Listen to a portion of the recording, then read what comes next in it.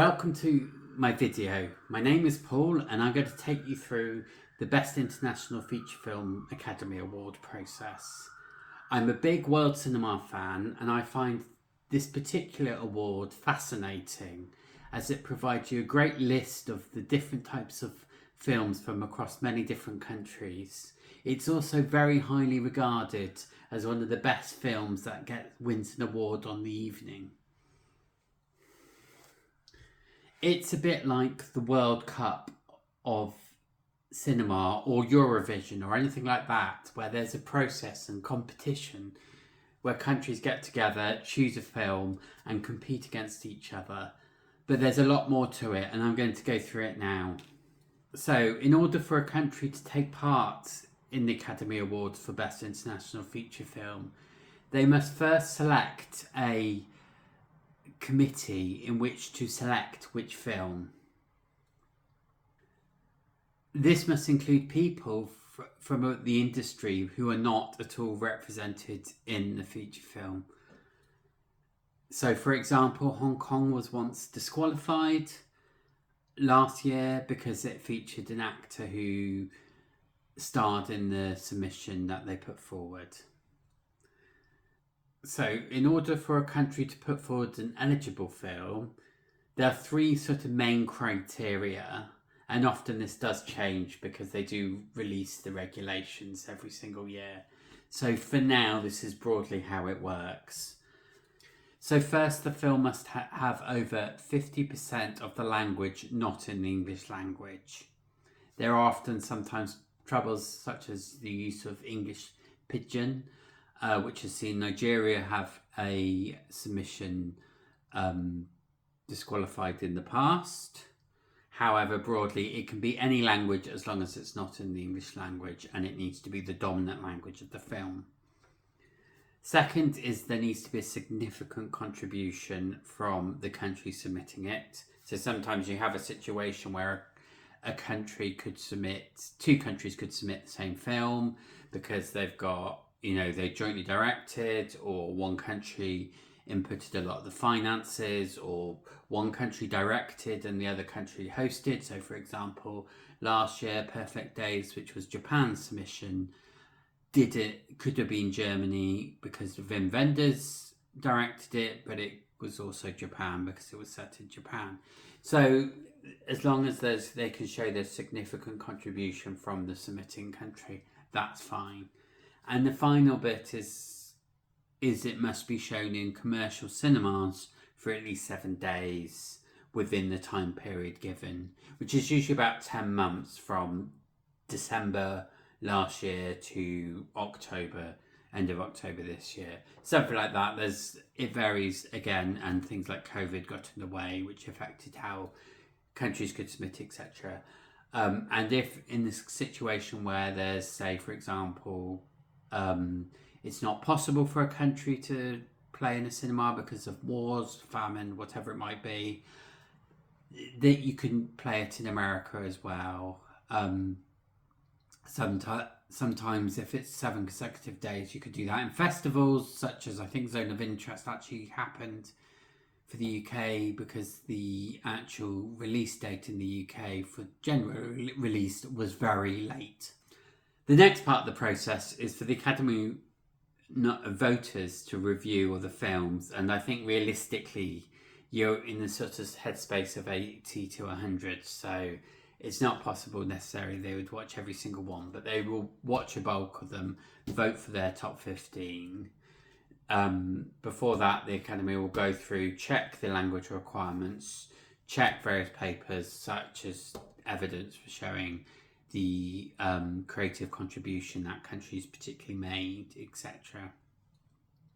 And occasionally they do disqualify them, or a country withdraws them, or a country can also swap, but it depends on the size of that particular country's, I suppose, cinema, and if there's another worthy film they want to submit. If there isn't, then they just have their film disqualified. So at this point, voters will come in and vote, and there'll be a short list of 15 titles, which then the voters will watch and then establish which their 5 nominations, which then goes to the main ceremony, and then we have the eventual winner. So, for example, the last Oscars, Zone of Interest was the UK submission. It was the one of 92 submissions, which then got narrowed down to 88 because of disqualifications, withdrawals, etc., which then went down to 15, which had countries from France, which had Bhutan, various different countries, and then it went to the 5, which was Japan, UK, Italy, Spain and Germany. Just to give you a bit more background, I'm intending to do more videos on the process, going through some of the historic elements and historic reviews, etc. But actually, up until 1955, they just offered a film an honorary award, so they didn't run this process at all. And so it was just, Bicycle Thieves, here's the award, Rashomon, here's the award, etc., etc. There wasn't this sort of competition process. And it wasn't until 1955 that it was introduced. And at that time, 8 countries submitted. And we're now in the stage where 92 countries submitted, with 88 going forwards as being eligible. So you can see it's becoming a much more global competition.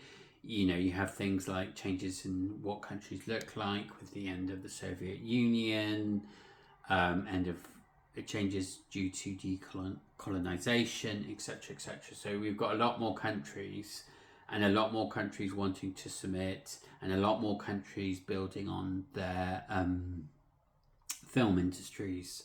So you can see there's actually a lot here. So you can see actually that it's become quite a competition that is global, and it gives a really great opportunity for, in particular, smaller countries who don't have such a huge film industry to showcase some of their work. And occasionally you do get countries such as Bhutan, Ireland, Mauritania, and many other, Ivory Coast, many others, that gets, eventually get submitted, get shortlisted, and then they're in the nominations. So it's a huge opportunity to showcase work that you wouldn't necessarily have. Obviously for countries like France, although they haven't won it for many years, they will generally do well. They could put forward 10 films that could all be in contention of being a submission. The quality is so high because their industry is so advanced. I will do videos at some point in which I'll look at some of the high performing countries of all time and of recent memory, etc.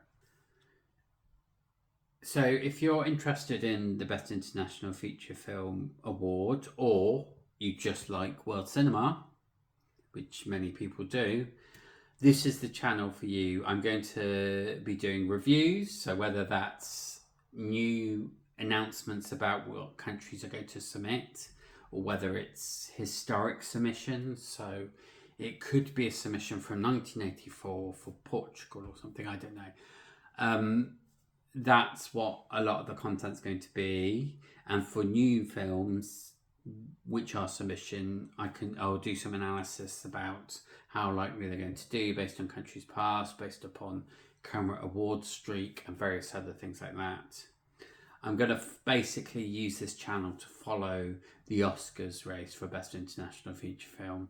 So I'll be looking at the Cannes Film Festival, I'll be looking at the BAFTAs, I'll be looking at all the various different awards and see which films are having traction, which films are doing really well, and then which films are going to be the front runners, etc. So if you're looking to follow the Oscars, this is the channel for you.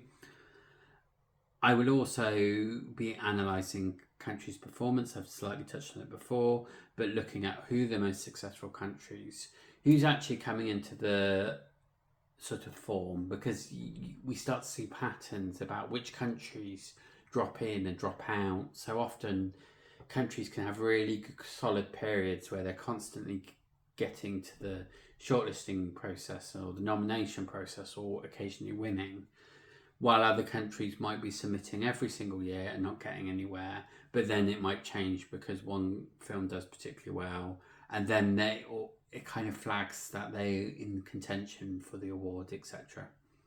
So hopefully that hasn't bored you silly, and if you're interested in following this, please do subscribe and like and comment if there's anything particular you also want me to cover. And if you want to check out what the sort of content I'm doing, you can check out my next video here.